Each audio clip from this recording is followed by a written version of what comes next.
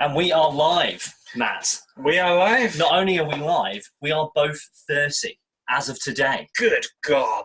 Matt's 30. It's Matt's birthday, ladies and gentlemen. It is my birthday today. So we'll clink premature before I've even done the sting. Let's do it. To your health, sir. Thank Happy you. birthday. You've chosen the wrong. Much. You've chosen the wrong crew to be with, the Flirty 30 Club. Dr. Carruthers is beside himself with grief that you have not joined the Dirty 30. He set up a cry orgy, which I obviously had to attend, being part of the Dirty 30 Club. Well, and it wasn't the vibe that I was going for. When I'm in an orgy, it needs to be less crying, you know? Yeah. Ideally, no crying. I mean, never really any crying in sex, you know? It gives off a weird vibe. Yeah, something's not going well. Yeah, something has not gone well. If it ever happens, stop. You know? Is this okay? What has happened? Please tell me what's happening. You won't get this advice anywhere else, guys. I don't want to do this anymore. I feel weird about this. But no, Dr. Carruthers said that we must continue because because he's a weird, horny man. Well, who knows? Yeah. I may get dirty. Yeah. Anyway, did we cheers? We cheers, but we didn't drink anything. Anyway, to your health, sir. To yours as well. In the eyes. Eye contact. Phrasing. So yeah, you're 30. Yeah. Yeah. I need to do the sting, don't I? Yeah. We've already had one before this. We were toasting Matt's health downstairs because obviously I'm my parents at the moment and they love him dearly. So we were chatting away and my dad was holding court as he normally does, answering all our fucking questions as well really quickly. You know, and I had to tell him to stop because otherwise we don't have a show anymore. But yes, this is the Tangentlemen Drinking and Thinking, where two 30-year-olds now get loaded up on alcohol and try and answer the life's great questions. Yep, that's what we do. My name's Lee. My name is Matt, and we're drinking away to Matt's health. Yeah. Yes. So how's it been today? It's been. There's someone here. Happy birthday! I've got you. This is live. Happy birthday to you. Happy birthday, dear man. Whatever your name is. Happy birthday to you. Make a wish. Make a wish. Thank you very much. I made a wish. So for everyone listening, my mum and I was I got my mum and dad. No one can see you, Dad. No, Okay. So I got them involved to come up here and wish you a happy birthday live on the podcast. Brilliant. So yeah, and we have unicorn cupcakes. Cupcakes. Oh my word. So not only will we be drinking and thinking, we'll be nibbling on cupcakes. Yeah. Fantastic. But Thank you very also, much. May I say, unicorns exist. There we are. Yes. That's my dad, ladies and gentlemen. Unicorns exist. You heard it here first. Yep. You can go now. Yeah. Okay. Lee chose the cupcakes, by the way. That's what my mum said. I chose the What a cupcakes. I didn't indeed. Bloody expensive as well. Yeah, expensive cupcakes. Yeah. Bye. Thank you, guys. What a feature. Eh? What a feature. What a feature. That was the biggest tangent we've done so far. Yeah. So I was asking my mum if she could do that, and I was like, I'll text you when I want to do it, because I wanted to do it like just after this thing, and I'm like, I had to go downstairs just then and go, I haven't got my phone, we're using it as a mic at the moment. Can you come up in about 2 minutes? There we are. So we have on cue. we have cupcakes, we have whiskey. It is the birthday episode. Word. It is the birthday episode, sir. You should see these cupcakes, people. They are blue and pink and have a phallic symbol on top, which I imagine is a unicorn's horn. Maybe they're cock cakes Maybe. rather than cupcakes. Where did you get them? Did you get them at Pink's? I may have done. Dr. Carruthers baked them. He's a big fan of cock cakes, so yeah. Good stuff. Yeah. Good stuff. Is the blue like Viagra? It could be, down? and then the pink is, Christ knows. He's I getting very wild at the moment with his creations. But anyway, to your health again, sir. Thank you. We'll have those cupcakes at some point. At some point. When we get to the question. But speaking of which, what is the question? We've got a bit of a double header phrasing today. We do. Yeah, we do. Because Matt's been keeping a list of questions on his phone. Indeed. Because there was a spate of time where we would just turn up and go, what should we talk about today? There was, yeah. Yeah, and before that, we had them all listed out, didn't we? Oh, you know what? I forgot the big one in bold. that I had at the top. I thought that was the title, but it's not the title. Oh. It's a question. But I think we'll save that one. Okay. So we had the double header today. We were going to do, well, yeah, because I've turned a number today. Yeah. I've gone from one number into a different number, and a number with a 0 at the end. Exactly. Yeah. I thought there were two. I sort of thought of some questions. I had two questions here, and I thought we'd do them both. So we have, what are numbers? Okay. That's probably as broad as you can get. Abstract. And yet. And then we have, how do I define myself properly? Ooh. So both of them are fit for theme, considering I've just turned 30. Yeah. So how do you feel turning 30? The exact same as I did yesterday. Yeah. Because I was the same. When I turned 30, so I took myself to Bali. Mm-hmm. So it may have been a midlife crisis, but I was travelling at the time and I wanted to be on a beach in Bali on my birthday. And I'm sat there, I'm sat in a club and drinking a thing. I think it was either called a headgasm or a soulgasm. A very sexy name, but it was a very delicious drink.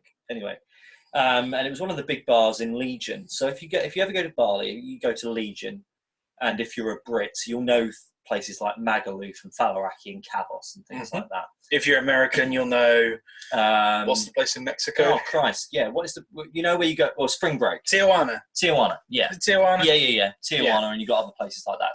Think Spring Break places. Yeah. So we're there, and I've been told that this is Magaluf for Aussies. I'm like, yeah, all right. I'm sure you guys aren't, because it's like about a 4-hour flight, or like it's further than this, probably about 6 hours.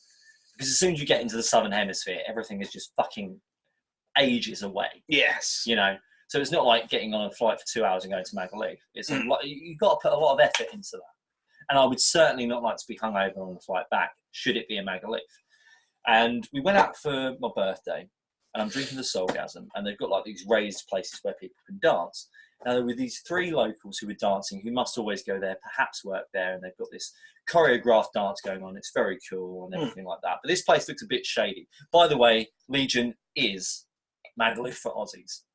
As soon as I got there, I was like, oh damn, they telling the truth. Okay. It was exactly. It was a wretched hive of scum and villainy. So when we went to Magaluf, imagine that, but in Indonesia. Okay. Lots of Aussies. I imagine it would be basically the same. It is exactly the same. It is exactly the same, right? And then, are Aussies more debauched than Brits? Well, I'll tell you, man.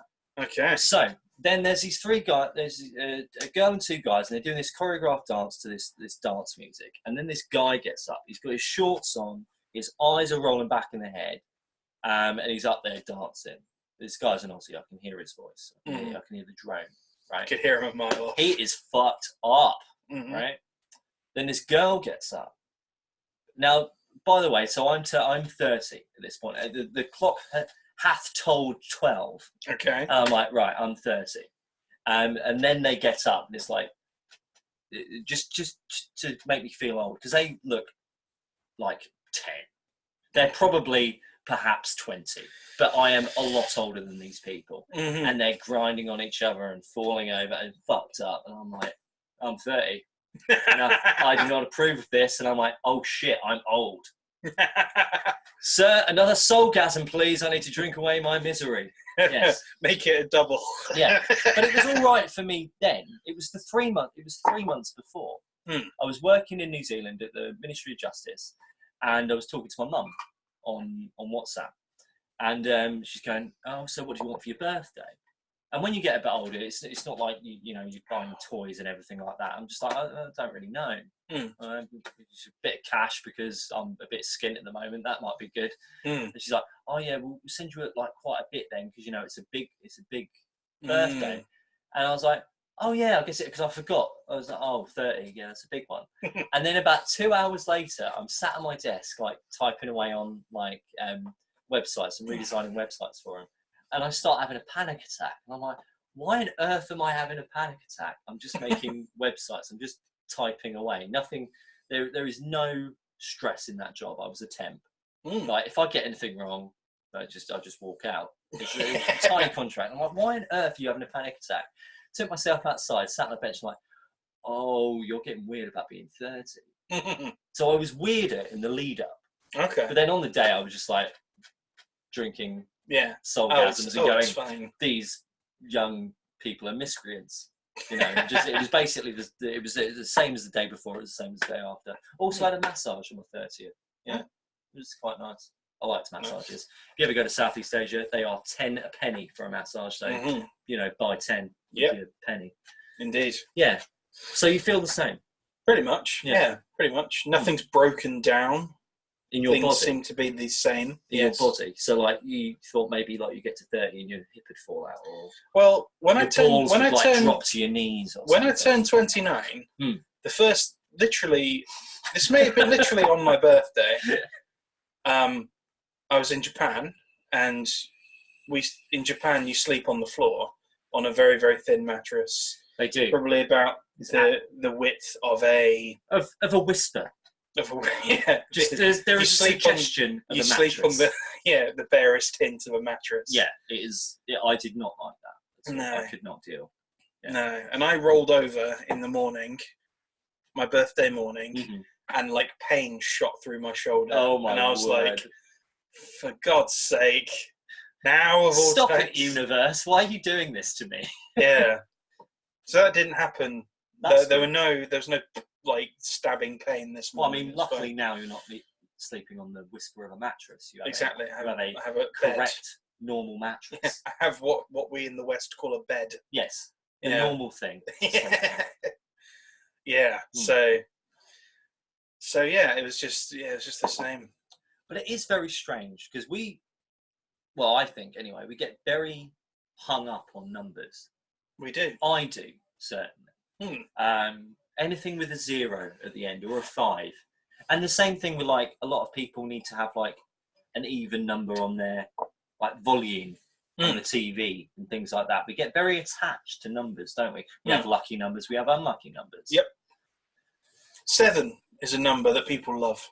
Yeah, and a lot of people don't like 13 in the West, but in the East and in Italy, number. In Italy, it's a lucky number. Yeah. Do you have a lucky number? Do you have a favourite number? I mean, it's probably 7. I like the number 7. My favourite number is 136. Why? Because that was the Pokédex entry for Flareon in Pokemon, and it was my favourite Pokemon. And it had a nice progression to it. You know, 136. It's not really a real progression. It goes up by 2, and then but then it goes up by 3. So 1, 2, 3 kind of thing. All right. But I didn't pick 1, 2, 3 because that was probably a whack Pokemon. That was shit. I'm gonna find out what it was. But we get very attached to numbers, and we put a lot of well, there are recurring numbers, right? That are very Cypher. Okay, Cypher's a badass Pokemon. That's pretty badass. If you've got, if you're picking numbers out of Pokemon, Cypher's pretty good. Apparently, he's blindingly fast. Its blazing speed enhances the effectiveness of the twin sights on its forearms. Sizzle was my jam. Sizzle. Sizzle. Sizor. Yeah, he was he put the metal coat on him. Yeah, and he went red. He had a cool red, didn't he? Like clamps. Yep. Clampy hands. And he had false swipe, which was false swipe is a badass move. Wonderful move for catching stuff. Absolute badass move because it dropped it down to 1 HP, didn't it? Even if it was going to murk it. Exactly. It just drop it down to 1 HP. Just chuck out a ball and gotcha, motherfucker. Yep. Yeah. Pokemon Gold. Yeah. But there are like recurring numbers. Like the number 12 recurs over and over and over again and over and over and over again in across time. Okay. Have you noticed that? Tell me more. No. Well, so we have the 12 zodiac signs. Yes. 12 months in the year. 12 symbols in the Chinese calendar. Yep. 12 like hours on the clock. 12 disciples. Yeah. 12 days of Christmas. It's not that film, The Number 13, isn't it? Where Jim Carrey starts in number 13 anywhere and goes nuts. 23, just sees it and eventually just goes fucking mad. Yeah. Matt is in the early stages of the Number 23 film. He's seeing 12 everywhere, and then I'm going to see it written on his forehead. Yeah. That is interesting, though. Yeah. Yeah. Because it's not like decimal. It's not imperial. It's not an imperial measurement or anything like that. Very bizarre. No, it's a weird one. Like, I don't understand why. I mean, it's multiply. I mean, as a number, it's not particularly special. I mean, it multiplies by 2, 3, 4, and 6. And 1, obviously, but so is everything.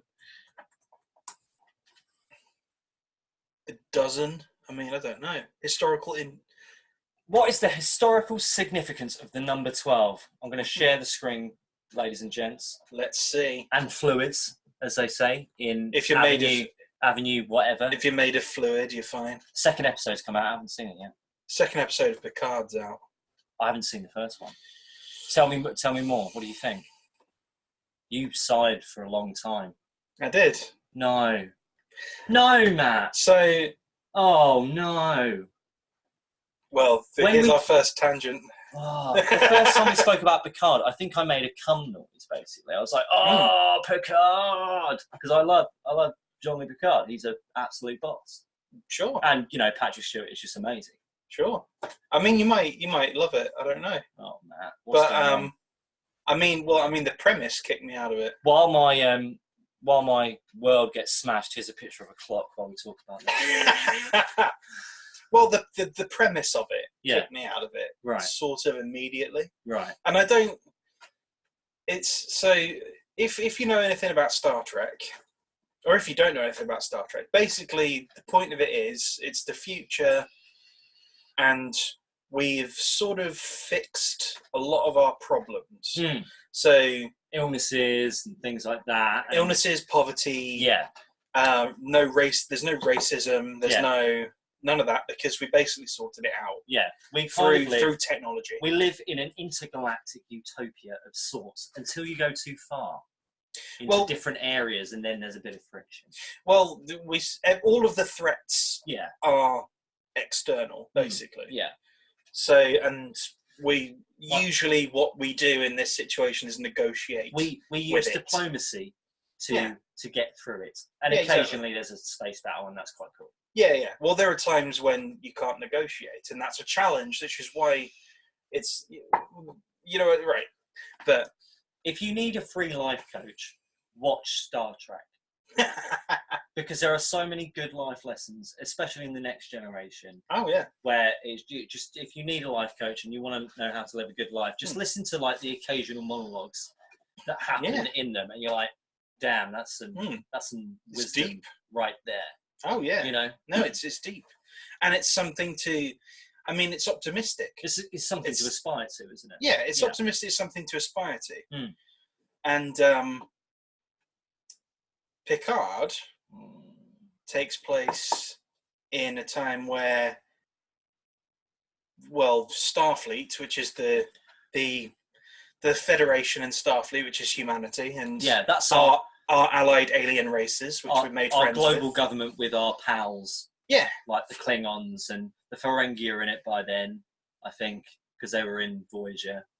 Not Voyager, Deep Space Nine. They were in Deep Space Nine. There was a Ferengi in Deep Space Nine. They weren't in the Federation. We're gonna go ultra nerdy. Yeah, but we're gonna get super meta. Yeah. But there are several different alien species, and we teamed up and made a coalition of sorts. Right, one that in fact works. Not like the Tory Lib Dem one that we saw, for example. Yeah, or the EU. Yeah. But but the sort of the point. Okay, so we've sort of sorted ourselves out. What's happened to Starfleet? We've evolved as people. What's happened to Starfleet and Picard?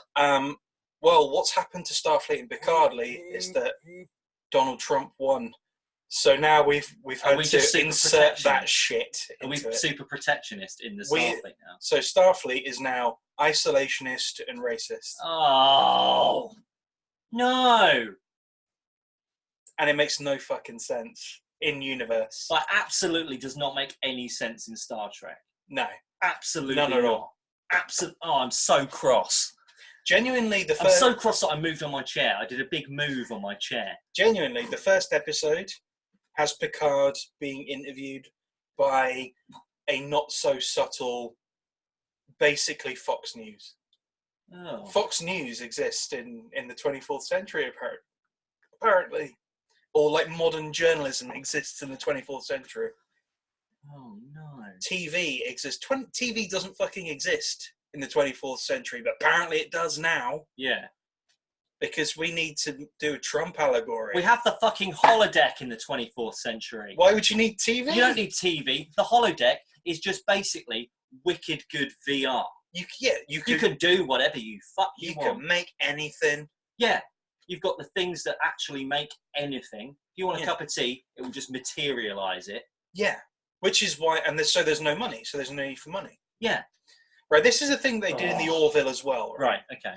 Where they basically, because in Star Trek they didn't explicitly kind of explain it, right? But in the Orville they do. Yeah. And in the Orville, they say we invented this thing that means that we can make food and whatever out of the air. Yeah. Like we can Well, we can program in the genetic code of it, and it's just can to make just it. pull in just atoms and things to make the correct chemical composition to make something. What is the thing called they make all their shit out of? Replicator. The replicator. Yeah. Yeah. So we just pull all of this stuff in. It's like a really good 3D printer.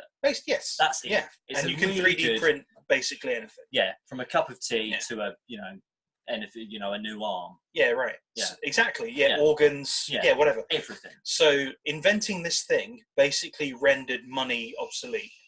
Because now it's like, well, I don't need to buy stuff. It's 'cause I've actually got this asking thing. you shall receive.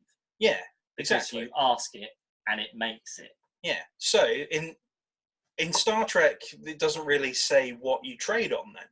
But in the Orville, they do, and they say in the Orville, they're like, so your skills essentially became wealth. So the harder you worked at your skills and the better you got, the more wealthy you were. Well, this is something, just as a tangent, because we obviously are going to. Yeah. Is something that I've always thought about automation. Yeah. So automation, everyone's quite scared about that, and especially in your labor jobs and things like that.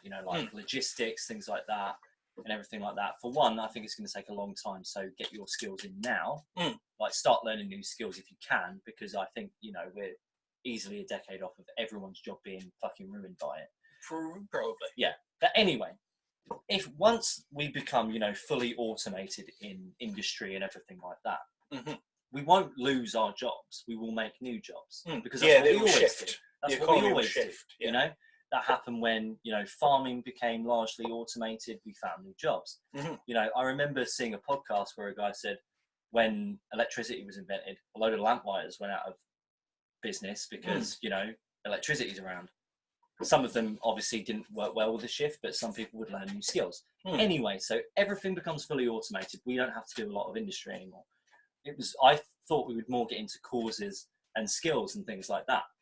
That's exactly how I thought it would go. So that's good that Orville have done it. Normally I just think of things, don't do any research, and wait until someone else has done the research and says it, and I go, I knew it. Well, the automation issue is sort of that. I mean, kind of. That's a good picture. That is a good picture. That's going. Happy birthday, Matt. You lovely man. Happy birthday. Yeah. I mean,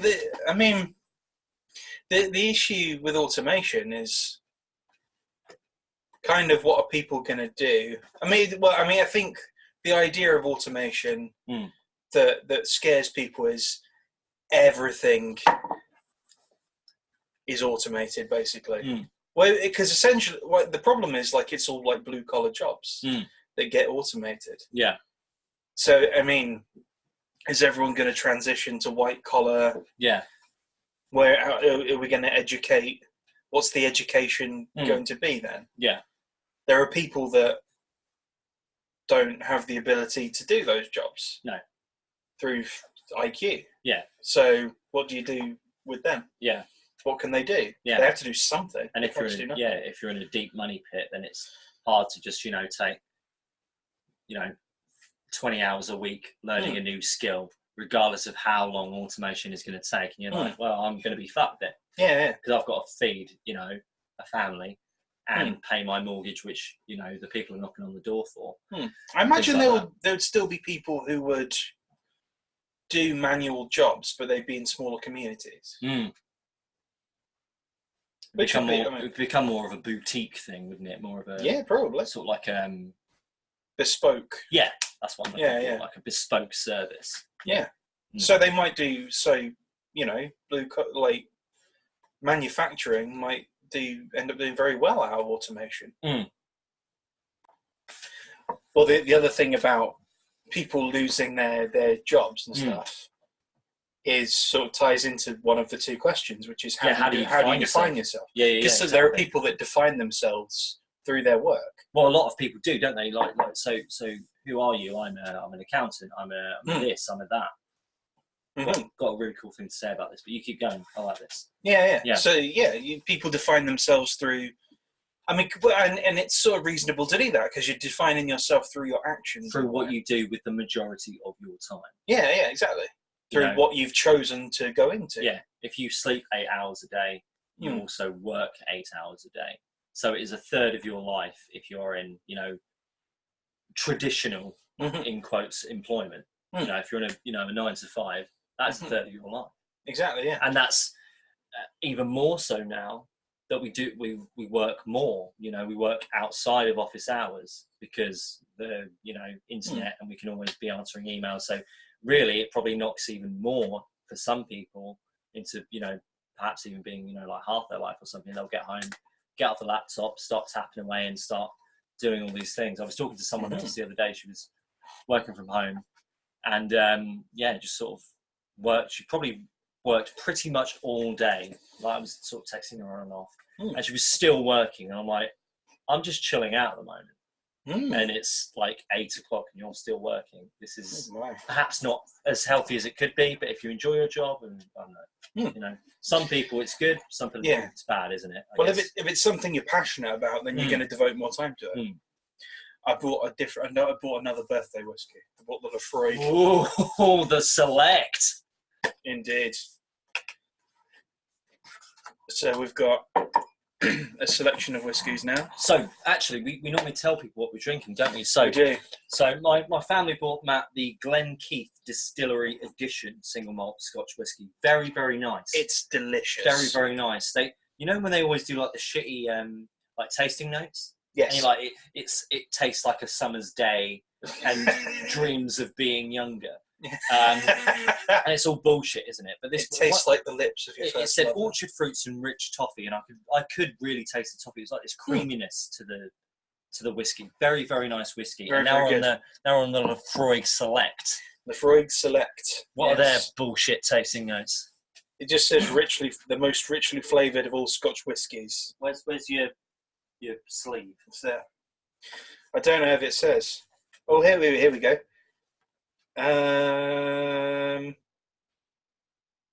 No shitty tasting notes, really. So, bottled at natural colour, the result is an exquisite Lefroy with our trademark peat reek. So it's a peaty one. This is a sipper. Matched by an additional layer of complexity and depth brought about by the fusion of the maturation styles in different oaks. So it's in different barrels. Yeah, they put it in different barrels and then whack it all together. It's a light whiskey. It's very light. Oh, yeah. So one of them has richly described that it tastes like toffee and orchard fruits. And the other one goes, it reeks. Yeah. It reeks of peat and wood. Wood, smoky. Yeah. Smoky wood. This is what this tastes like. This is a wild man's whiskey. Think posh Ashley. No, think bonfire. Yeah. You're drinking bonfire with this one. Yeah. Bonfire and dirt. Yeah. A real salt of the earth whiskey. Oh yeah. Oh yeah. If this was a worker, it would get fucked by automation. absolutely annihilated by it. Yeah. Unless it went into the bespoke area. Well, because it is the Select, so I think it's got a bit of brains about it. A bit of wisdom there. Yeah. Whereas the Glenkeith is like a blogger. Yeah, he's going to be fine in automation. It's like I've been learning the code, and I'll be fine. Yeah, I learned to code. That was a big thing, wasn't it? Learn to code. Yes. Yeah. Yes. Just people just being talking down to insensitive and yeah. just stupid. Don't be mean. Yeah. Don't be mean. You don't know what they're going through. Fuck off. Exactly. Yeah. You bitches. Yeah. People who hate working class people. Yeah. But I mean, yeah, what are you going to do? Yeah. But yeah, I mean, yeah, work is a big thing that people define themselves by. But is it defining? Is it the proper way to do it? Well, for one, no. I watched this fantastic talk on this very subject. Right, should we go for a little Freud? Let's do it. I got an offstage direction. Which one do we want? Can I smell the cork, please? Hang on, wait. Oh, you guys heard that. I'm sure you did, because we've now got a mic where we know where it is. Oh yeah. That is peaty as fuck. That is proper bonfire whiskey. It's like the side of a hill that you've set on fire. and that you've carved through with your bare fucking hands. You know. Indeed. And but I was watching this talk anyway. It's like how do we define ourselves? A couple of years ago that I watched it, and it was like coming away from. Cheers, buddy. Cheers. To your health.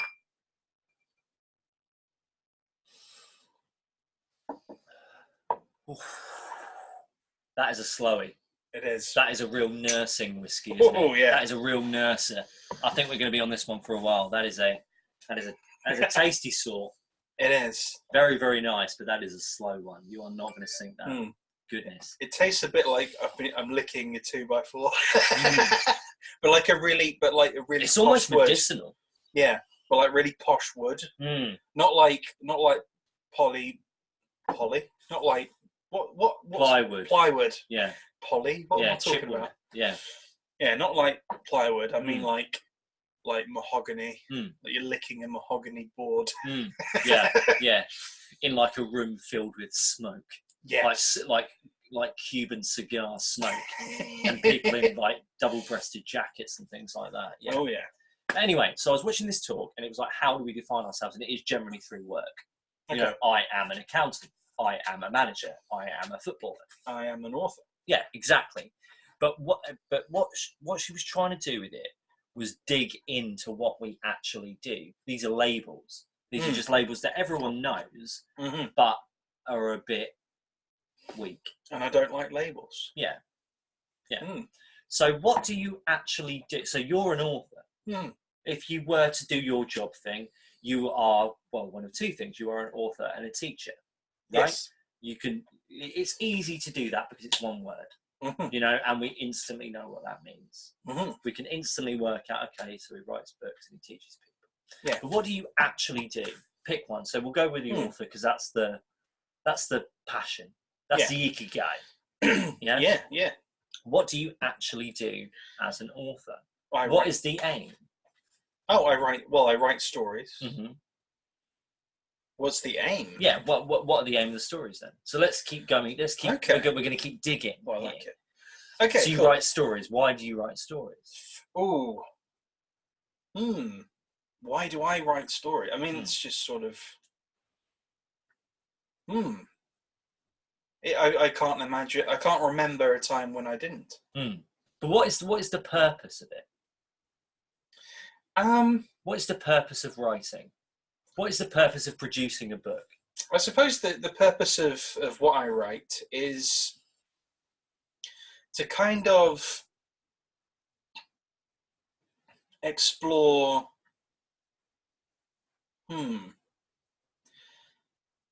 really explore stuff. So it's particularly the sci-fi ones are about exploring people and exploring their motivations and exploring what they do in certain situations. The other one, the fantasy ones, I think that's more about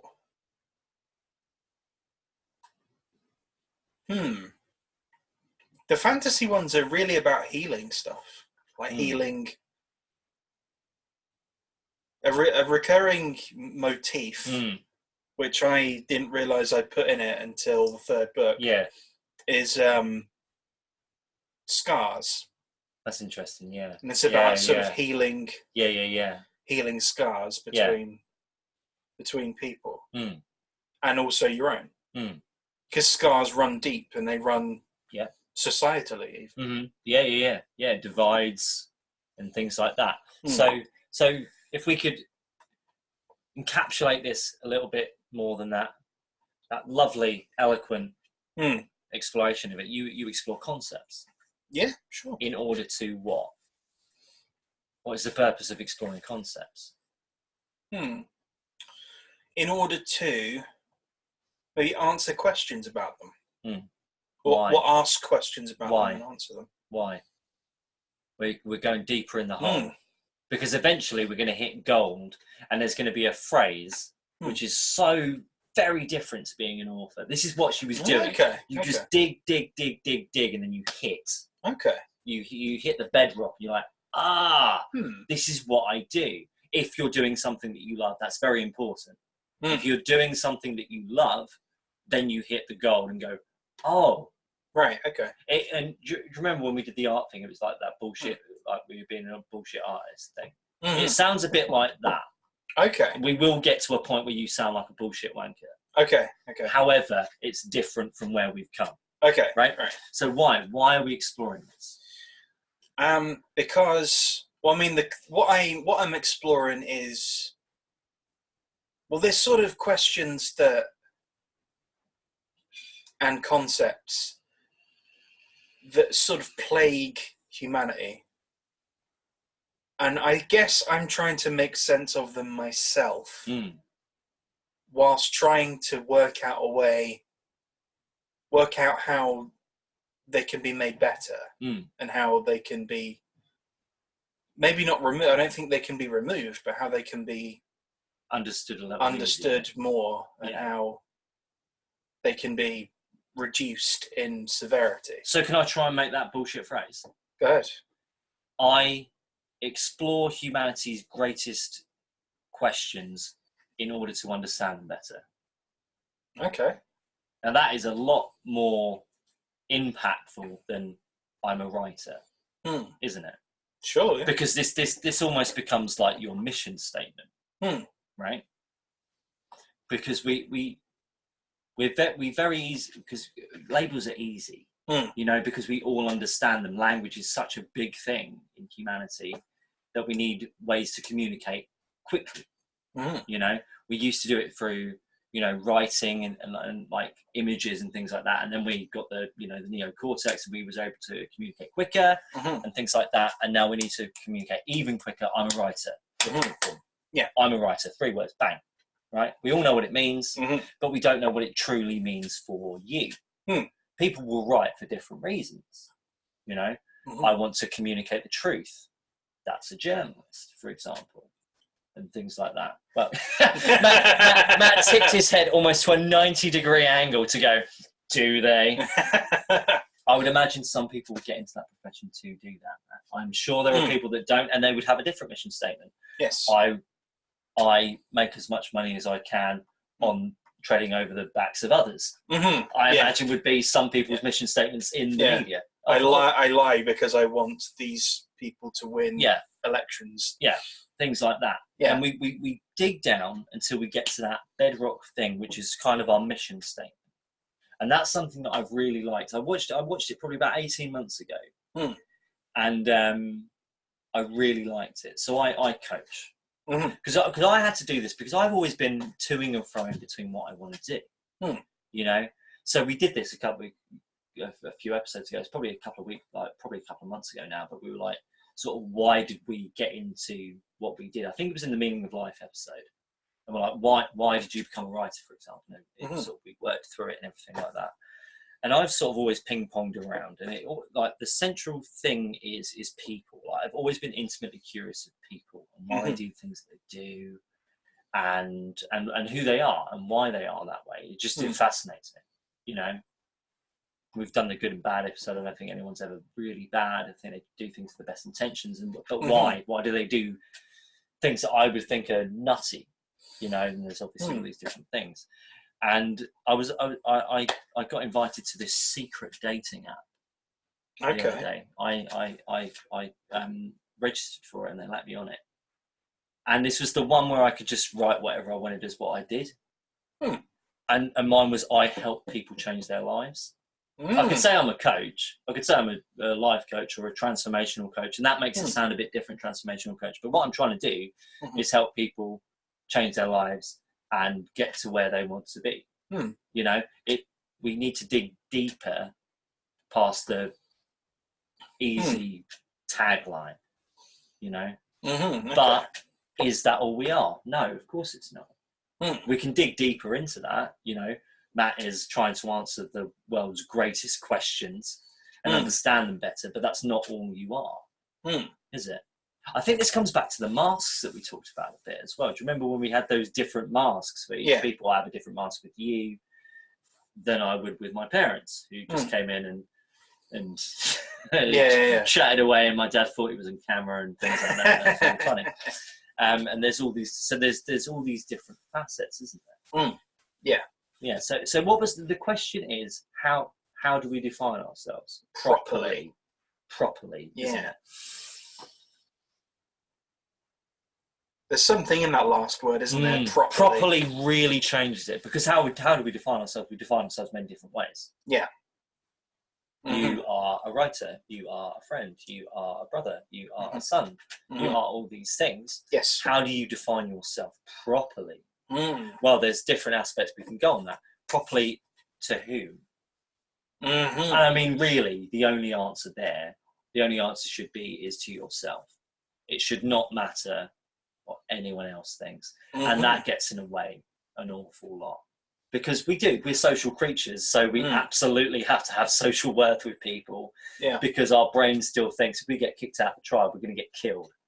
You know, and to a certain extent, isolation is very, very bad for you.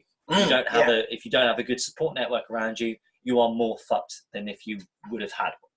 You know, so that is still there, not as bad as before, because there's no saber-tooth tigers around gashing people up who are on their own.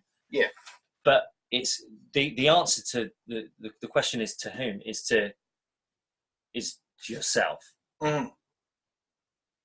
So the next question is what is the most important aspect of yourself, isn't it? What means the most to you? Sure, yeah. You know, because you are a son, you're a brother, you're a teacher, you're an author, you're a friend. All these manner of things. We could keep writing, you know, who Matt is in different aspects. You know, he's a you know, and I don't think it will ever be one thing that's the most important. But I imagine there would be lines of those different aspects of you that we could sort of knot together, and there would be like a gem right, in that knot in the middle, that central point. Yeah, I'm thinking of like a not a pie chart, but like a it's like an octagon. I think of it like a spider web. Yeah, kind of. The middle is where we want to be, where most of those big strands come into the middle, and there's going to be something there. Okay. That we can. Well, I was thinking of like similar to a spider web, but then there's like a thing, a definite edge. Yeah. So around all the points, there are different aspects of you and your identity. Yeah. And throughout your day and throughout your social interactions, let's say the middle part is showing where you are prioritizing. I get that. Yeah. So that will be shifting almost constantly. It's kind of like a pie chart, isn't it? It's like a pie chart, but it's not. We'll be right back. I'm going to find this. Yeah. Right, we know what it is, but I can't actually show you because it's got my client's data on it. So I can't show you what it is, but it's a radar chart. So like these things will come out to the absolute axis of one aspect and come in, and it shows you how graded you are in certain aspects of your life at any given time. This is what you're thinking about, isn't it? Yes. So there'd be sharp spikes when you're writing to the author aspect, but lower to the friend when no one's around. You know, that's a radar chart. Have a look at a radar chart. They're quite nice, quite pretty. But yeah, that makes sense. I like that. Yeah. And that's constantly in flux. Because importance will change. Yeah. Won't it? Well, it'll change through your day. Yeah. Depending on who you're talking minute to. by minute, day by day, that will always be in flux and changing, and the most important way to define yourself in that moment will change. Indeed. So we can't define ourselves properly, like for, in ad infinitum. You cannot always be the person who explores the world's greatest questions and tries to understand them better. No, that would be exhausting. Yeah, for a start, that would be very, very difficult to do. But equally, you couldn't always be the friend. Again, we're labelling it, and we could probably dig into why that's important. But if we're just using labels at the moment, you can't always be the friend. And it's true. So how do we define ourselves properly is heavily contextual, isn't it?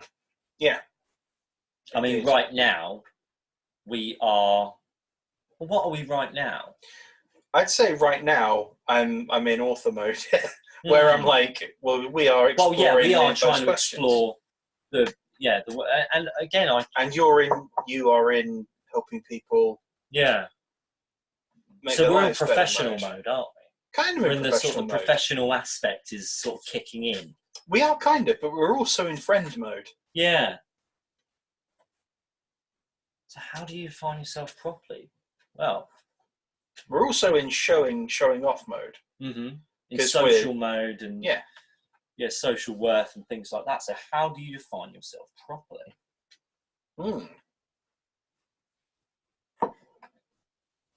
And I guess it comes to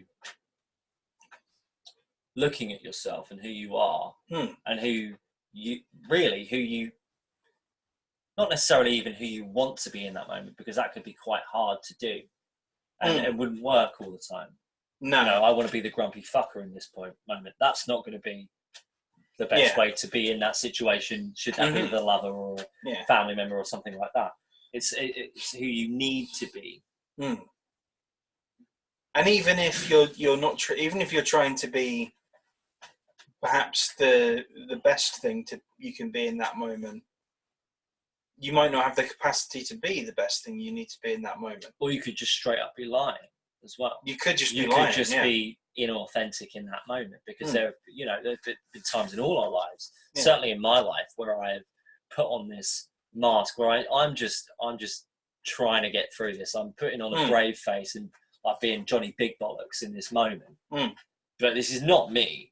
Yeah. And I could not truthfully define myself as, the Lothario talking to these pretty girls here. I could now, because I am, and I'm great. You see, like things like that. That's very inauthentic, isn't it? Yes. I mean, even when you're being authentic, you might not have let's say you're in a situation where you're talking to someone who has experienced something incredibly traumatic, and you want to try and help them through that, but you're not really sure what you need. You have an idea of what you maybe need to be in order to help them through that, but you don't have the capacity to be the thing. I had a really interesting conversation which really lines up to this. So I was talking to a really dear friend last week. So I went to a funeral on Tuesday. It was my great uncle, Cliff, my favourite uncle. I picked my favourite aunt and my favourite uncle, and Cliff was a lovely guy. He was a beautiful man. If you can imagine a beautiful person, Cliff was that. He was an absolutely beautiful person. Unfortunately, he got Parkinson's, and by the end he was very unwell, and he passed away a couple of weeks ago. So we went to the funeral. I was talking to this dear friend, and she's trying to help me. I'm talking about it, and she's sort of in the same career as me. She's a counsellor, and she's I can hear her getting really frustrated that she can't really. Like, I was fine with it. I was very happy that she was helping me, but I could hear the frustration in her voice that she could not be the person that she wanted to be in that moment, and sort of like take away that pain. Because when anything like that, when anyone passes away, you feel fucking powerless, don't you? If someone were to pass away in your family, God forbid, I would try my absolute utmost to take all that pain away from you, but I can't. You know, words cannot do that. Oh, I'm so sorry, Matt. That, you know, he was a lovely person, and but you know, like I could feel the frustration in her voice, and I'm like all you need to be in that moment is to know that someone cares about you. It doesn't matter what you say, but that moment really crystallizes what you're just saying there. Is a moment where you want to be something, you want to be the savior at that point, you want to be the caregiver at that moment. That's an archetypal thing, a caregiver. Yeah, especially if it's like a good friend to you. Yeah, you want to be really want to take that pain, because you don't want to see your friends in pain, you don't want to see your loved ones in pain. But in that moment, you are so powerless to it, aren't you? You can't, because it's so raw and so visceral an emotion and loss, you know, a forever loss as well. This person is not here anymore. And that is a moment where you really can't be the person that you want to be in that moment, isn't it? It's difficult. Yeah, it's difficult. It's difficult when it's someone you know well. It's really difficult when it's someone you don't necessarily know well. Yeah. So because you don't know how to gauge it, do you? Yeah. You're so right. Do I go in with the hug? Do I leave them alone? Do I? Start second guessing, don't you? Yeah. So a couple of years ago, you know the guy more, obviously, but try not to mention names. Well, no, my next door neighbour. Yeah, your next is his wife passed away. His wife passed away, and she was a little bit younger than me. So at that time, it was 2016, I think. She passed away. So we would have been about 26, and she passed away, and it was tragic way. She got really poorly a couple of years before that, and passed away. And so I know, obviously, my next door neighbour really well. Yeah, and I met them. Matt's met them both a couple of times. They were, you know, a lovely couple, and we had a really good time. A few times, and because they're sort of the husband is a little bit older than us, but really cool guy. So we really got on a load of things. I remember we were all drinking cachaça at one of my parties. Right the day before I had to do a test to get a job at a bank. So I was halfway through the test, threw up, and then came back and fucking nailed that test. I got 100%. Nice. That was one of my defining moments of my life. I imagine you're at like question 2 with 20 minutes down, like, one moment, please. And the thing was, the guy you throw up and then you go like straight through it. So the trainer is now a really good friend of mine. Yeah. And he said, I can't come in tomorrow, so we're going to have to do the test on Saturday. I'm like, oh, it was my sister's birthday. It was my sister's 25th. Ah, okay. It was Lauren's 25th. And they obviously came over, brought the cachaça. So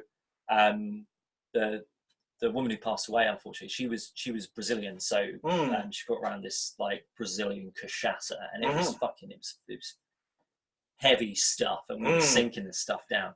But I later found out that the reason we had to do it on a Saturday was because he went to a wine and cheese festival on the Wednesday.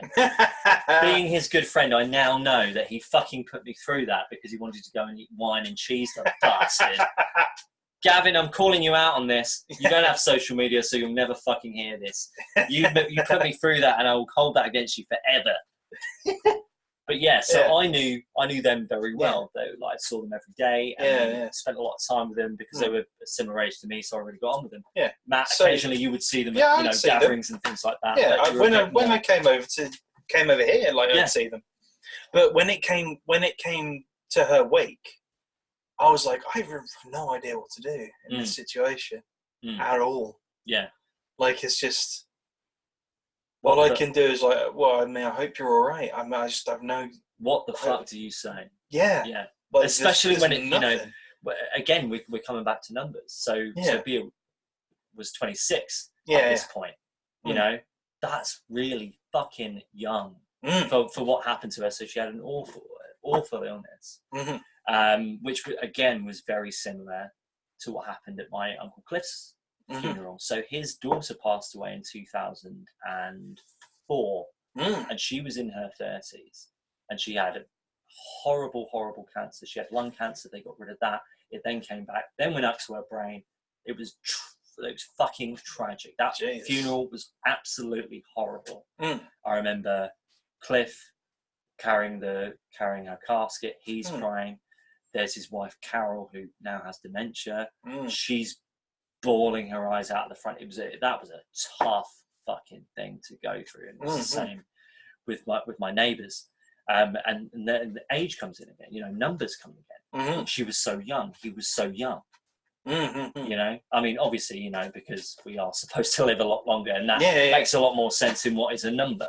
You know, we have, you know, almost been promised a certain amount of time on this earth. If we, you know, keep on the straight and narrow, if we do everything that we can, we should be able to get to 80, 90, and now our generation, maybe even over 100. Apparently someone should have been born now that should live to 150 now. So we've been given this amount of time. Right. And then that number comes in 26 and done. Yeah. That's fucked. Yeah. You know, and that, like, even if you know that person, what the fuck do you say to that? Exactly, yeah. Like, there was, and especially, like, considering it was his wife, and I'm like, all I can do is just sit here with you and have a beer. And talk about... about just whatever, man. I have no idea. Normally, I like to go into, you know, the good times. Yeah. The good times. Let's remember that. Let's not... Yeah. Like, if I were to go, if I were to drop dead tomorrow, like, can please no one talk about how sad they are. We just talk about how much of an absolute boss I was. And laugh, you know, clink glasses and things like that. Because I don't want anyone having this kind of awkwardness. If I was struck dead tomorrow, obviously my mum and dad's going to be there and they're going to be in bits. Just tell them stories about how much of a badass I was and make them laugh. Yeah. You know, don't be in that awkward situation where we don't know what the fuck to say. Yeah, have it be a celebration. Yeah. Death, man. It's a toughie. It's rough, man. It's a toughie.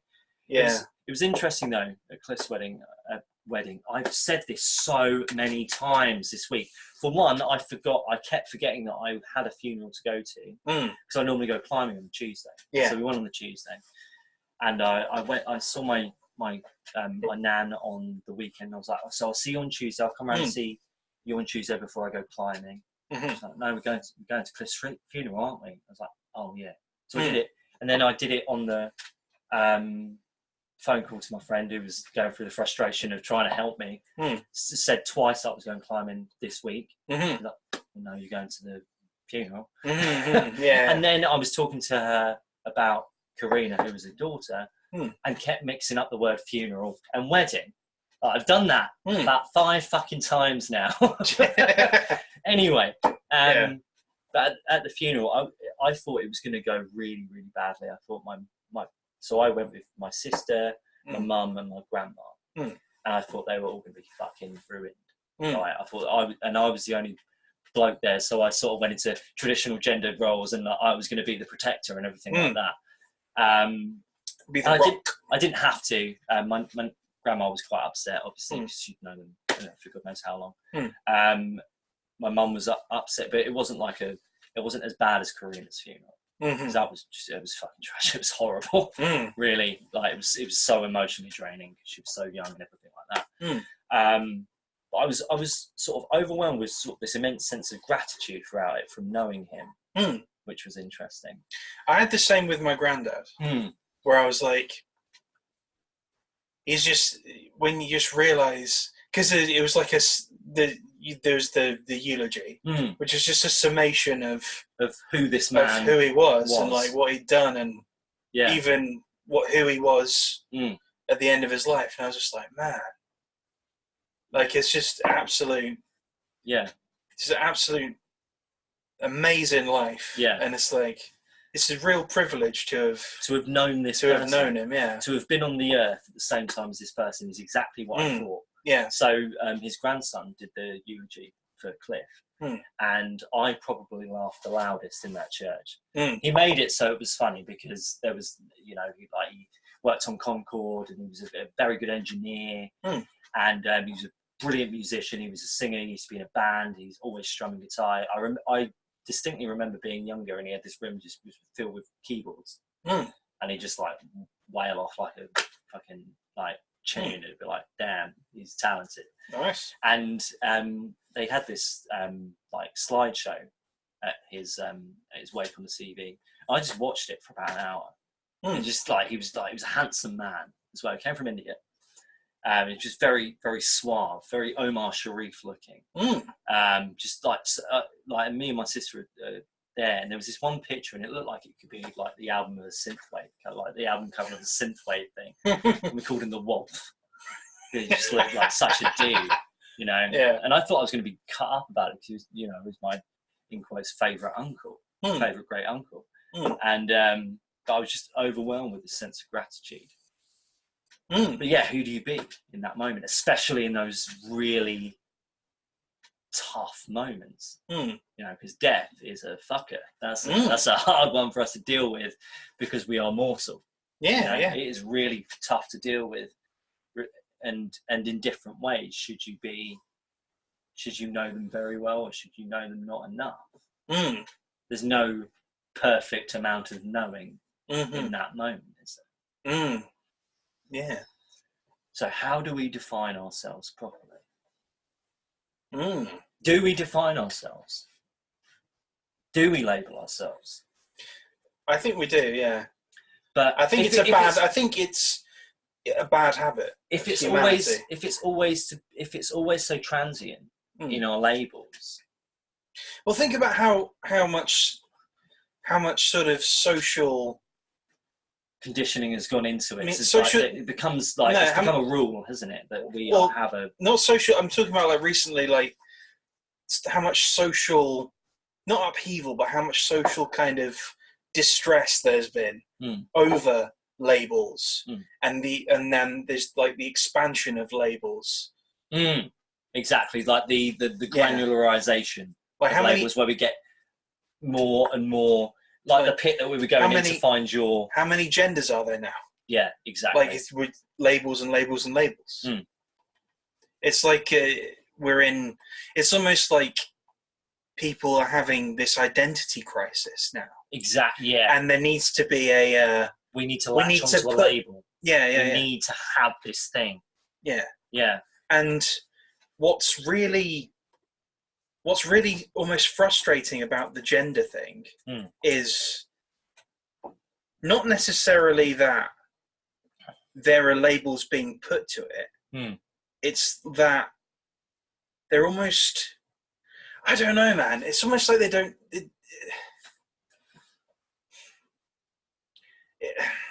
It's so individually based.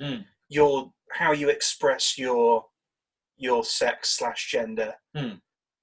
That putting a number on it seems reductive almost.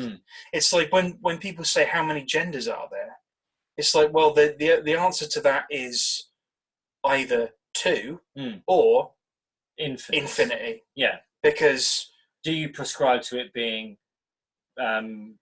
actually like polarized or a spectrum? And actually the answer is both. Yeah. Because you have the male and the female. You have the sexes and you have gender. And everybody projects somewhere along that line. Absolutely, yeah. And it's the identity crisis comes out of like almost wanting to... Oh, Cosmopolitan puts this very well. We're talking about sex and gender here. Do they though? Yeah. Well, no, so sex is like the assigning thing, and this is about biology and chromosomes. Is the gender thing. So the gender, I imagine, is the polarized one. No, sex is the polarized one. It's biological. While sex is based, right, so the sex is your this or that. Yeah. Based on chromosomes and things like that. And then gender, but your gender identity is the bell curve spectrum, infinity. Stick a pin wherever you want. Pretty much, pretty much. And this is, again, nomenclature-wise, this is confusing gender and sex used to mean the same thing, and now they don't. Gender, I've not heard of this word. Sci-het. That's us, Matt. Cishet. Yeah, I always do it wrong. Cisgender, heterosexual. Yeah. Which is sort of labelled in an insulting way. It's a bit demonised now, isn't it? Yes. Yeah. which is also not helping No, at all. no. Let's all be on the same side. Yeah. Unless, of course, the cishet are being dicks, then you can go after them. Don't go after me. I'm on your team, man. Yeah, well, like, yeah. I mean, there are double people chest who... bump, peace sign, you know? Yeah. Yeah. Yeah. Yeah. I mean, but the thing is, like, don't force it on people. Yeah. It's the main thing. Yeah. Don't force these things. Mm. Because it's so individually based, Mm. you're almost forcing your will on other people, and you shouldn't do that. Well, this is what we were talking about with the morals last week, Yes. where we're having that. It was deontology, which is the rules, and we're coming from a virtue ethics perspective and trying to force that into deontological views, where you must fucking abide by my rules because these are the things that I deem to be the most important. Which apparently we did for one of them or two. But the others were all different. But Matt, I'm not going to judge you on that because we're both dirty bastards and had cleanliness in the sort of the lower percentile. Yeah, what was it, 8? Yeah. We're 8 on the cleanliness. Because things are more important. You know, I'd rather be true and have messy hair. All right. Right. Because I look quite good with bed head anyway, so you know. Yeah. That's interesting, isn't it? Because more and more we are, well, I don't know how much of the bubble this is, because it's bizarre, isn't it, how much this could be the bubble or not. But I imagine this is true for me, anyway, which is a lot with what I see. This is my truth, That's what everybody. I see a lot on social media as well. I must speak my truth. This is my truth, so that's not a get out in a debate. You've lost the debate if you said that. Anyway, that it's becoming increasingly more important to label yourself. Yes. And label others. And label others as well, because it then becomes an us and them, and then we come back to tribalism, aren't we? Which is what this is. We're still picking our tribes, and we will always pick our tribes in some shape and form. Yeah. I hope we pick better tribes that work together in the future, but at the moment it's an us and them mentality, because that's what I think that's what we're made to look at, aren't we? Really? And that's partly why there's pushback against the gender stuff. Is because it so quickly went from this is me to this is me and fuck you. You know what I mean? Like exactly. It went to tribalism so quick, and it's just like, oh, hang on, because I could not care less what you label yourself as. Going back to just care about what you think you should, who you should think you should be. Don't care about anyone else. Yeah. But as soon as anyone tries to push anything on me, I'm like, fuck off. Yeah. Fuck off. No. Yeah. I'm an individual. You don't get to tell me what to do. If anyone tries to tell me what to do, in fact, I generally go the opposite way. You need to do this. Oh, fuck. I won't do it then. I'll go do exactly the opposite. See ya. Yeah. Well, I mean, there's... my stance on labelling is you shouldn't label yourself and you shouldn't label other people at all. No. Because it's reductive and it's not true. No. It's just, even the label that you label yourself as, it doesn't say it doesn't really say what matters. Like what you said before, and I mean, you break it down. And in the cosmic scheme of things, it will not be true forever. Right, exactly. You are not always the friend. You are going to be the author. You are going to be the lover. You are going to be well, you could just go into like the archetypes, you know. You could be the caregiver. You could be the ruler. You could be the jester. There are all these Jung's archetypes. They're quite good to look at. Well, I think we all have them all in us and things like that. But there will be different aspects of it. So they will not be true forever, or they won't be true at that moment. They won't be the most prominent truth in that moment. You will be parts of the jester. You will be parts of the lover. You will be parts of the rogue. But at that moment, you'll have that thing. So yeah, I get that. I don't think we should label ourselves either. And how things are, and now with things like digging up past tweets and shit, it's like with cancel culture. Because I know what that means now. Yeah. Because I was on Facebook the other day, and it was like Russell Brand's got cancelled. I was like, what? Like I thought his YouTube channel had got cancelled. And I was like, oh no, they mean cancel culture. Yeah. Because I'm watching a video that's come out the day after that said it's been cancelled. Yeah. Talking about cancel culture. Well, it's like dragging things up from the past when you were a different person. Yeah. So talking about we were talking about death earlier. Yeah. Kobe Bryant died recently. Nutty. Very recently, at time, including his daughter. And his daughter as well, and several other people in that. It's horrible. And there was an attempt to posthumously cancel him. No. Immediately after he died. Fuck. So the GOAT, the greatest of all time, or one of the greatest of all times in basketball history, Kobe Bryant. Someone from the Washington Post. Oh, Washington Post. Dug some shit up. Go suck your own dicks. Well, the woman who did it was suspended, I believe. Then reinstated, and she's now trying to cancel her boss for suspending her. It's so bizarre, isn't it? It almost seems like an extension of people that gossip. Yes. Just because their lives are so fucking boring. Mm. You know, they need to create this spice there, this mischief, this energy there to make it more exciting because their lives are so fucking terribly dull that they have nothing else to do apart from talk shit about other people's lives. Yeah. And it's an extension of that. And think about that woman. That runs so deep in that woman that while everybody, almost everybody in the world, because he died at 41. Yeah. And his daughter at 13. Died with his daughter. At 13. We were talking about how young my next door neighbour was at 26. Half that, and she's gone. Right. And promising career, obviously, in basketball. Yeah.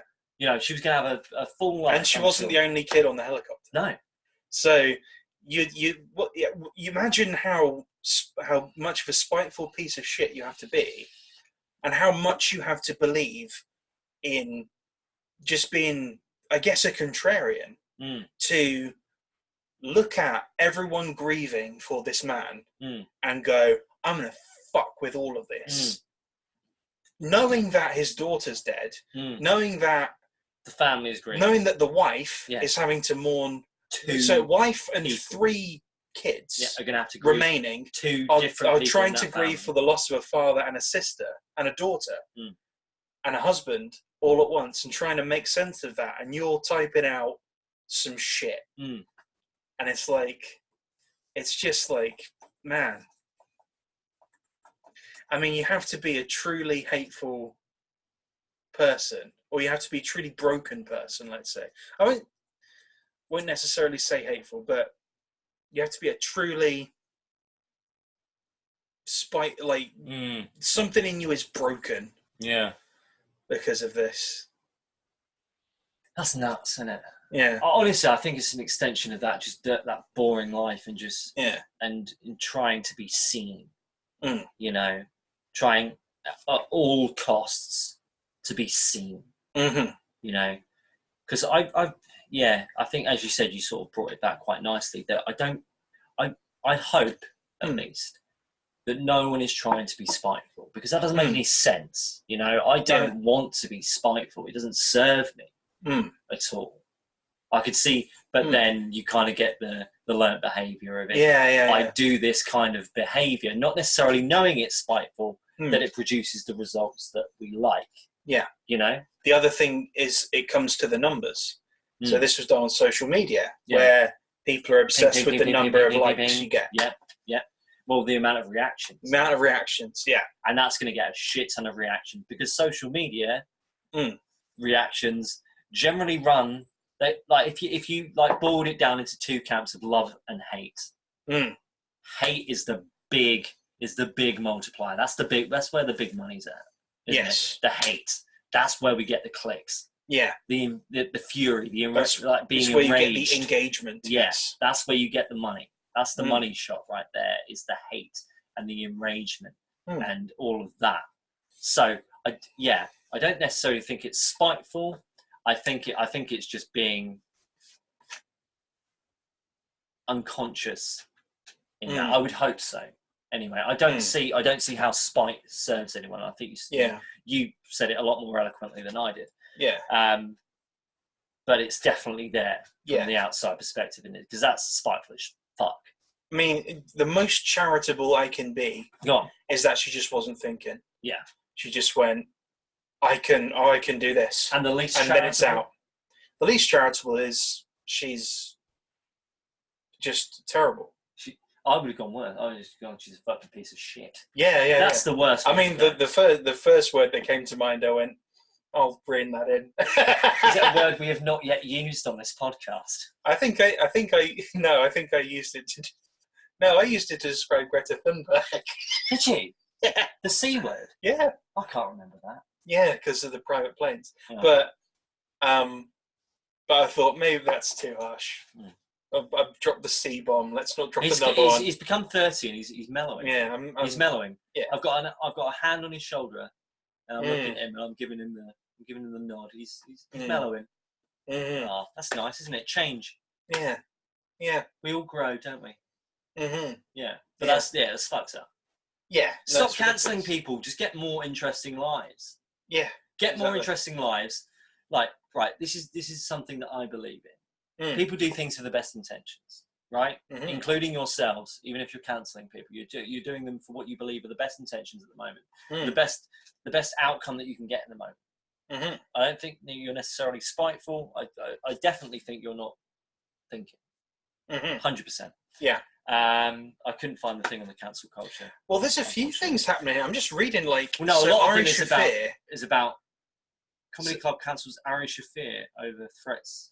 He called Kobe Bryant a rapist. So this is what the woman did. Right. Okay. Now I don't know if these are I don't know if they're allegations or not. Well, let's just say they're probably allegations. We don't fucking know. They could be allegations or they're verified. I don't actually know. The New York Comedy Club cancelled a performance by Ari Shaffir after he called Kobe Bryant a rapist on Twitter hours after the NBA legend's death. Shaffir was scheduled to perform Tuesday, but the Kips Bay venue received threats after Shaffir tweeted, "Bryant got away with rape because all the Hollywood liberals enjoying rooting for the Lakers more than they dislike rape. Ooh. Big ups to the hero who forgot to gas up his chopper." Ooh, damn. Oh shit! That nasty. There was a point in the middle of that. It's like a sandwich of like cringeworthy. Yeah. The club cancelled his performance and filed an aggravated harassment report with police over the threats. Shaffir later turned to Instagram to say it was just a joke and recounted his long history of making fun of the recently deceased. Now, this is where we come to a bit of an impasse, me and you, isn't it? Is it? Well, with comedy. Okay. You can't... I mean, you can... That's very incendiary. Yes. That's well, we could go as far to say as that's fucked up. Yes. However, we can't... I can't, in all good conscience, say that he can't have said that. No, I'm not saying like I'm not saying you are. He has the right to say it. Yeah. I'm just saying it's too soon. Yeah. It's just for one thing. Yeah. He actually made a decent point in the middle of that about Hollywood not caring about rape unless it furthers their own position. And then went into should have gassed up his chopper. And then it's like fucking detonated there. It's like yeah. But that's the shock jock, isn't it? Yeah, but at the same time, is one of his radar things could be the shock jock. Yeah, but at the same time, when you look at that tweet and you go, and he goes like, "It was just a joke." I'm like, "Where's the joke in that joke?" Yeah, neither of us laughed, did we? We just sort of went like this. Yeah. So here's the thing: if we go back to it, right? So we are down to... We're up there. So if we go back to the actual tweet itself, if you take away the big ups to the hero who forgot to gas up his chopper, got away with rape because all of the Hollywood liberals enjoy rooting for the Lakers more than they dislike rape. See, there's more of a joke there. Because the Lakers are the LA Lakers. Yeah. LA is in Hollywood for people who don't know. And you're punching up. Yeah. And you're Exactly. punching up Yeah. at, not that you can't punch down in a joke, but you're punching up directly at Hollywood. Yeah. And there's a glibness to that. Yeah. At the moment, quite an easy target as well. Yeah. We can all go after Hollywood after, finding out that it's exactly like the casting couch pornos. Right, exactly. Good target to go for. But and then that last bang, bit, went down. turns it callous, and it's like, ugh. fucked it a bit there. Yeah. Fucked it a bit. Yeah. Big ups to the hero who forgot to gas up his chopper. Not cool. Ari Shafir, come on. Yeah. You're a seasoned comedian. I think Ari Shafir is the amazing racist. I'm not sure, but let's see what he says about it. Because he says it's just a joke, and every time. Right, so every time a beloved celebrity dies, I post some horrible shit about them, he wrote. I've been doing it for years now. I like destroying gods. And right when a famous person dies, they're at their most worshipped. So as a response to all the outpouring of sympathy on social media, I post something viral. It's just a joke. I don't really hate any of the people, he added. Shafir was also dropped by his talent agency in the wake of the tweet. I mean, see, the other point here is, like, it's not just him, it's his kid. It's his kid and, like, other kids. Yeah. It's like, oh, man. If he's in the helicopter alone and he crashes the helicopter alone, it's still horrible. I think he's really playing on hard mode with this tweet, isn't he? Yeah. He's really playing on hard mode. Honestly, Ari, you were a fucking moron. Yeah, you fucking... Well, obviously, because you reap what you sow. He's got dropped from the New York Comedy Club and by his talent agency. Yeah. I mean, that's really fucking stupid. Yeah. It's very short-sighted, isn't it?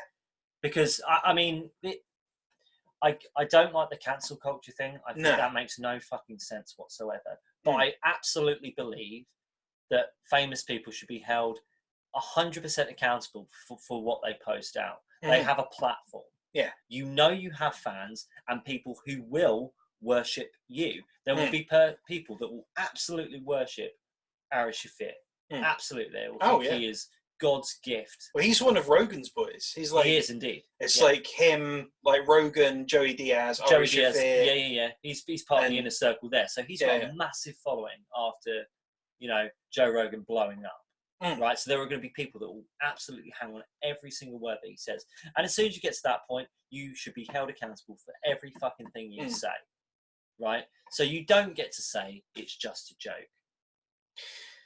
You don't get to say that. That's weak. That's a weak get out. You can say it's just a joke if it was a joke. Yeah.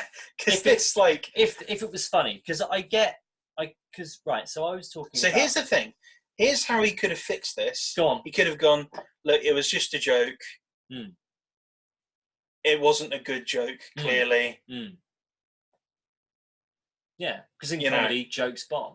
Yeah, no, it's they like... absolutely bomb. Yeah, sometimes. I should have worked on it more before posting it. Yeah. Yeah. He's getting to grit, like, so like looking through here, as soon as all the outpouring comes out, he'll post something vile. Yeah. So he's working quick. Isn't he? Yeah. You worked too fucking quick there, Ari. He did. You worked too fucking quick there. Yeah. And I will say... You want to be the first. Yeah. And while this is bad, yeah, there's a difference between what he did here and what that reporter did. Yeah. The reporter was literally trying... They were absolutely just trying to annihilate this person after they died. Yeah. And if he's got precedent for this, if he's set a precedent of it, you can argue that he made a joke too quickly in too poor taste. And again, I don't think he thought about it because, again, there's the kid involved. That's really playing it on like expert mode, isn't it? Yeah. Because you've got to really navigate through that. Yeah. Neither of us are comedians. I'd say we're funny, but we're definitely not comedians. No. But that is a very heavy minefield to tread through to get that through correctly. Yeah. I will maintain you can make a joke. You make a joke about whatever the fuck you want. You can make a funny joke about anything. Anything. But the more horrible you go, the better that joke has to be to make people laugh. Yeah. So I've been doing a lot of work with clients on like charisma and like interpersonal skills and things like that. And there was this concept that sort of like Russell Brand was talking about, which was like detonation. When the comedian says something that we're all thinking, and it's like raw, like no one should be saying this, and then the comedian says it, and it gives us like permission to all go, oh, thank fuck someone said it, and we all laugh. Like, those are the jokes that erupt, right? Yeah. They shouldn't be said. They're not PC, but they are crafted in such a way that it allows the audience, it gives them permission to go, oh, thank fuck. Yeah. Like someone else thought it. The jester is the only one who can make fun of the king. Exactly. Yeah, exactly. Right. So that concept of detonation, I've been working on that with a few clients. Yeah. In their interpersonal skills and things like that, and sort of like trying to. Anyway, that is not important. Yeah. And this is what this could be. This could be a detonation moment, but it's not. Yeah, it's not a case of saying what we're all because thinking. we haven't gone, oh fuck, thank God we've said that he didn't fucking fill up his chopper. So that's where it's veered off. There's another parallel here between him doing this and Hannibal Buress joking about Bill Cosby being a rapist. Yeah, okay. Because that joke, you could argue that joke set shit in motion with Bill Cosby. Did it? Oh yeah, you could. Well, I mean, there were always rumours. Yeah. But Hannibal Buress's joke was just like, it was like saying how Bill Cosby was all like being high and mighty and talking down to him and stuff. And he went, yeah, well, you rape women, Bill Cosby. Right. On stage. Yeah. It's like Bill Cosby has the fucking smuggest old black public persona that I hate. Yeah. Buress said at the time. You get on TV, pull your pants up, black people. I was on TV in the 80s. I can talk down to you because I had a successful sitcom. Yeah, but you rape women, Bill Cosby, so turn the crazy down a couple of notches. Damn. Yeah. Okay. You see, it goes. So that's the detonation, isn't it? Yeah. If there's been these allegations around it. Yeah. And there's the unspoken story. Yeah. Beneath it. So he goes. He asks members of the audience to Google Bill Cosby rape when they get home, joking it would have a lot more results than a search for his name, Hannibal Buress. We both laugh. Yeah, exactly. Yeah. There we are. Right there. I had a little chuckle, you had a little chuckle. Yeah. It wasn't quite the detonation moment I was talking about, but we laughed. Yeah. As opposed to Aaron's joke where we just went, yeah. where our teeth clenched and went, yeah, exactly. This is not okay. I don't feel okay in this moment. Yeah. Yeah. Now, at this point, Bill Cosby was still alive. And he was still sort of, he wasn't, I wouldn't say he was riding high. It's past the point where he was famous. Oh, so in the now following he's become days, infamous. Yeah. in the following days, the joke went viral, prompting dozens of women to step forward to accuse the star of the comedy show of assault. Among them was former radio show host Kathy McGee, who told the Hollywood Reporter, for 40 years I didn't say anything because I thought it was just me. She added, staying quiet because he thought no one would believe me. Right. And this is also in the wake of the Jimmy Savile this Operation is when it was U-Tree all coming out. Yeah. That everyone was just fucking small children because they were rich and powerful. Yeah. This is just in the wake of that. Yeah. So, and when did I think this came out probably in like 2020 or no 20 now it's 2020 like 2015 or something. Yeah. July 2015. They dedicated New York Magazine dedicated a cover story to 35 women accusing Cosby of assault. Right. And from there, the number of accusers grew. Mm. He now faces accusations of sexual misconduct from more than 50 women. This is probably when he was still alive. Yeah, this is more than 1 year old. So he's probably still alive at this point. 2000, no, oh, fuck. Who's still alive? When did you come out? This is an old article, is what I'm saying. Oh, this is from 2015, probably. I reckon 2018, it was from. Yeah. Well, he made the joke in like 2015. Yeah, well, this says 2014, actually. Oh, nice. Matt. So yes, so when he was still alive, and then this all came out in 2015, so he's still alive. Wow. Okay. So that is a brilliant difference. Yeah. We laughed. Yeah. I mean, there are differences there.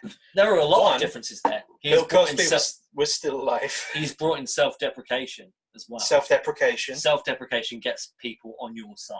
Yes. Absolutely. Right. Charisma trick right here. Self-deprecate yourself.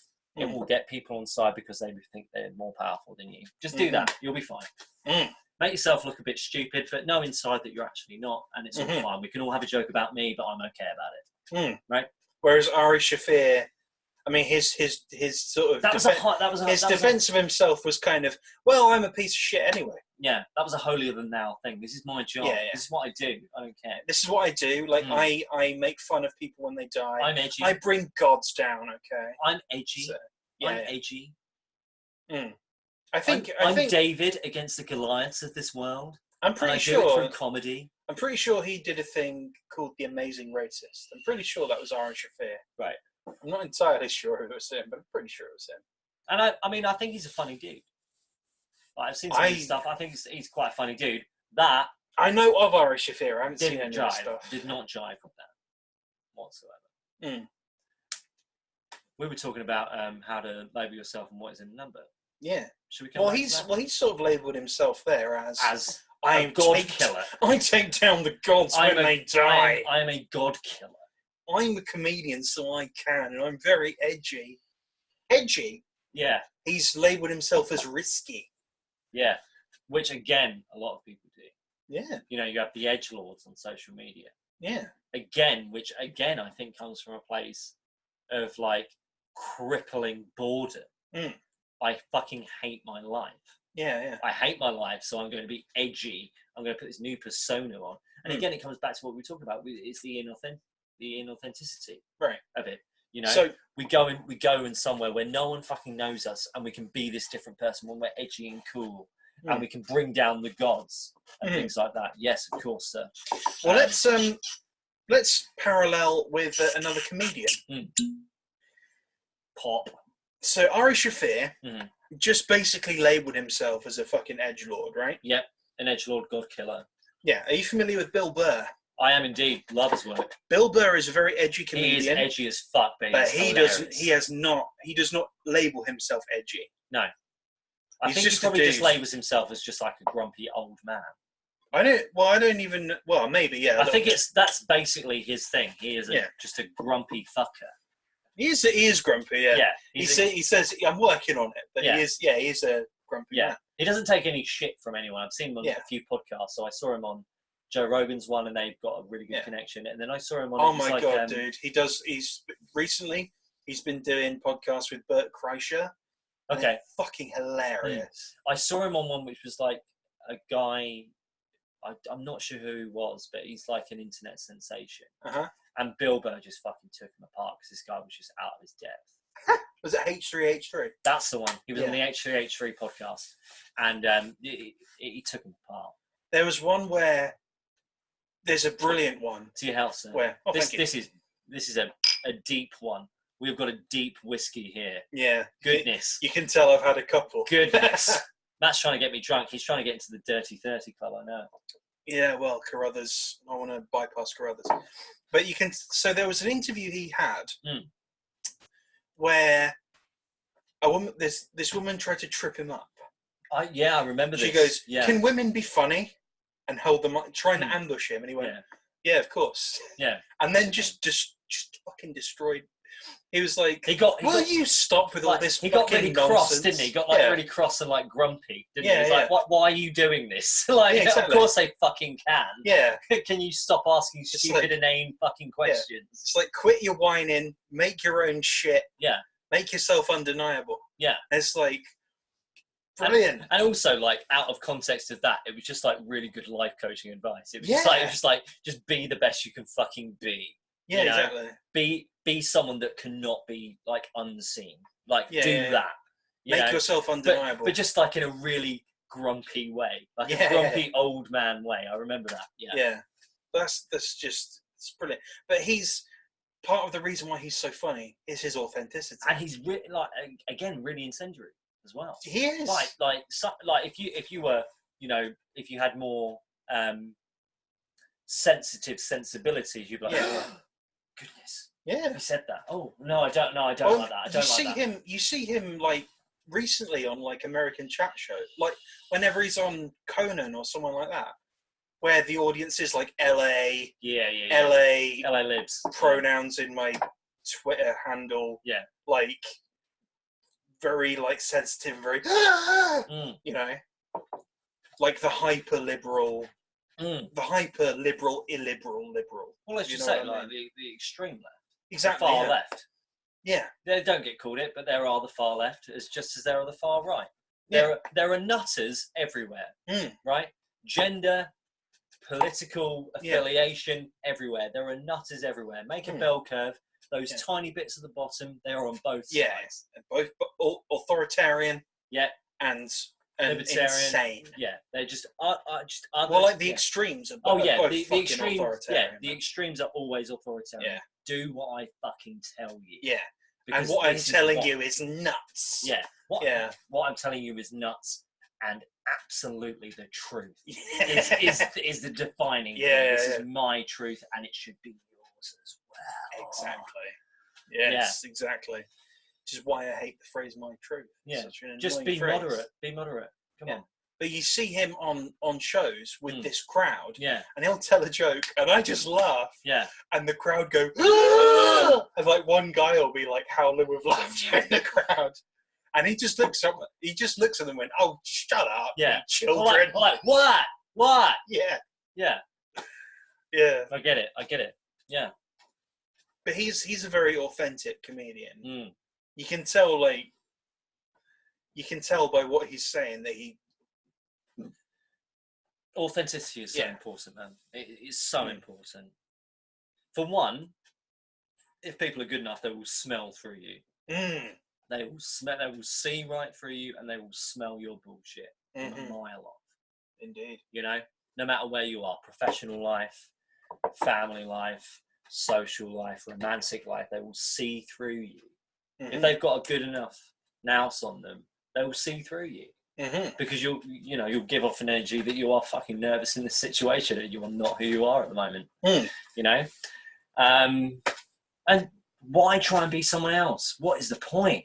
That is more effort than being yourself.